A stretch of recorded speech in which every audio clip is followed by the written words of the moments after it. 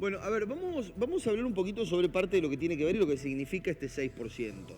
Venimos notando, lo decíamos esta mañana, un retroceso en parte de lo que tenía que ver con el espiral inflacionario. Venía bajando el espiral inflacionario y de pronto nos encontramos en el mes de enero, cuando se esperaba que para el mes de marzo tal vez podía llegar a tener el pico, ya con una inflación en torno al 6%, lo cual nos empieza a hacer pensar en un año donde vamos a tener una inflación de más del 100%, ya con este 6% proyectado, pero además que se va a complicar más para el mes de marzo. Ya salió Sergio Massa a contestar que efectivamente podría descender en el mes de abril.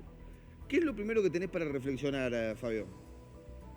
Que la situación desde nosotros, desde la Comercio de Córdoba, la vemos con un sentimiento igual. Por un lado, preocupados porque como todo argentino sentimos que la inflacionaria en nuestro bolsillo cuando vamos a hacer las compras, se ve el aumento de los precios de forma clara, es imposible ignorarlo. Y porque un nivel de 6% de inflación no es lo normal en ningún lugar del mundo. O sea, somos uno de los pocos países del mundo que tiene semejante nivel de inflación. Analiza ese dato, eso significa que si por 12 meses se mantiene, es un 100% de inflación, que si bien hoy creo que lamentablemente muchos de los argentinos lo hemos naturalizado, no es lo usual. Y se siente mucho porque claramente los salarios no siguen al mismo ritmo, la situación se complejiza mucho más para quienes son los más vulnerables, porque no tienen las herramientas para enfrentar este tipo de eventos. Pero yendo un poco más a las cuestiones macroeconómicas, en fondo, no nos sorprende el dato que tenemos. Era relativamente esperable un ascenso de la inflación, fue más de lo que esperaba el gobierno y algunos especialistas, pero a nosotros en particular no nos resultó una sorpresa. Lamentablemente estamos oscilando en el 6% de inflación hace unos meses. Y por más de que el gobierno haya festejado cuando fue de 4,9% en noviembre, era notorio que no era una baja sostenible y que se iba a profundizar en el tiempo. Las perspectivas de que sea 4% en el verano, como había dicho en su momento el Ministerio de Economía, no eran razonables, y lo mostró la suba ya de diciembre, donde había habido un impulso inflacionario, y el de enero lo terminó de confirmar. Y como bien mencionaste recién, Martín, las expectativas no son las mejores para el resto del verano y tampoco para el resto del año.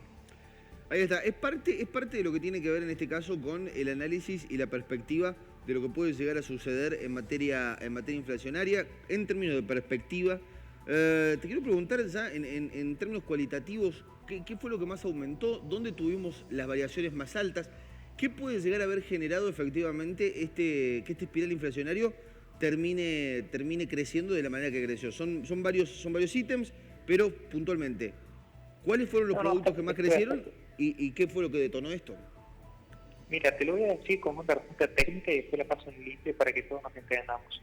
Lo que más subió el precio en este mes de enero fueron los bienes que son estacionales. Los economistas apreciamos mucho de lo que pasa porque tienen un comportamiento de cierta forma temporal y que no se repite a lo largo de todo el año, de alguna forma. Y si bien esto es un chivo expiatorio para el gobierno, no es una escapatoria, la inflación sigue siendo alta, pero quienes más subieron fueron ciertos bienes y servicios que en esta época suben más, por ejemplo el turismo. Fue en particular lo que más subió por cuestiones obvias. Arrancó la temporada de verano y es donde siempre suele haber ajustes en los precios porque, bueno, todos demandamos una mini vacación que es la gran mayoría de los que pueden tomarse. Entonces siempre hay subas ahí, como también, por ejemplo, en marzo, abril suele haber subas de lo que son los colegios, los útiles escolares, para que me explico a qué me refiero con bienes estacionales. También subieron algunos bienes y precios de servicios regulados, por ejemplo, producción de servicios de telefonía, de internet, algunas obras sociales. Esas cuestiones también impulsaron por encima de lo que esperaba el gobierno la inflación en enero. Y si bien, de vuelta, como te dije recién, podría ser usado como un chivo expiatorio, no es la excusa porque la inflación sigue siendo alta en el resto de la economía. Está muy complicada la situación. Ahí está, muy complicada la situación, lo dice Fabio Ventre, lo dice un estudioso, un hombre que labura con estadísticas, que labura con datos, un hombre que tiene una preparación económica importante y al mismo tiempo de una institución como la Bolsa de Comercio de Córdoba. No quiero dejar de pensar, en medio de ese torbellino, cuáles son, al margen de los indicadores que nos llevan a esta inflación altísima de la cual venimos hablando, ¿cuáles son las hipótesis que se tienen en términos políticos? Sabemos que la economía es política y que es un año electoral. ¿Imaginás la posibilidad, Fabio, de una recuperación a través de una inyección de dinero, de que efectivamente el gobierno imprima billete en desmedro de que después tenga más inflación.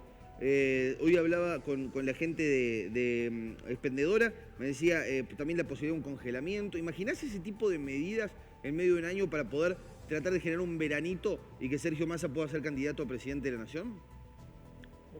Sí las imagino porque claramente el gobierno decide tomar esos parches que son cada vez te dan menos aire, o sea, son un suspiro en la cima del Everest, no te alcanza, necesitas el oxígeno de fondo y eso se va a alcanzar cuando hagamos las reformas que necesita la economía de nuestro país.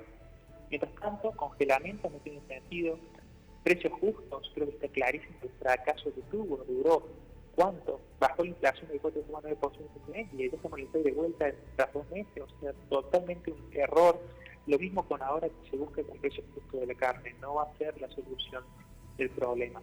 Y obviamente en año electoral es esperable que haya un pequeño salto del gasto tratando de reforzar un poco las probabilidades del gobierno de tener un mejor resultado electoral del malo que yo creo que ellos mismos descuentan que van a tener porque la economía ha sido evidentemente, no hay forma de esquivarlo, el punto débil de este gobierno, no solo anteriormente, sino particularmente en estos últimos años.